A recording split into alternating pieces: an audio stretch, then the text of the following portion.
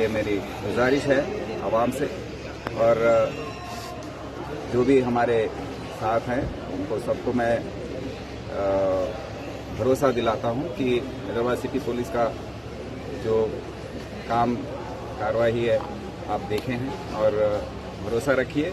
जो भी कुछ है हमको बताइए, इत्तला कीजिए, हम ज़रूर उस पर एक्शन लेंगे।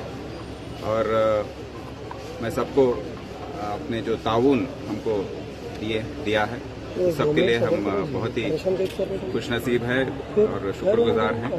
आप सबको मेरे तरफ से और सिटी पुलिस की तरफ से मैं शुक्रिया अदा बोलना चाहता हूँ। खाली शाम में दुकान खोलने का टाइमिंग जो है 7 बजे बाद बंद होगा, क्या बोलेगा? हाँ, आज हम देखेंगे, क्योंकि आज ये जुम्मे की नमाज जो है उस मौके पर काफ़ी अमन के साथ सब कुछ सुकून फैला हुआ है, तो हम ज़रूर उस पर सोचेंगे, अब बात करेंगे। ये ऑफिसर सब यहीं पर है, हम डिस्कस करके आज शाम में कैसे इसको रिलैक्स किया जाए, कैसे।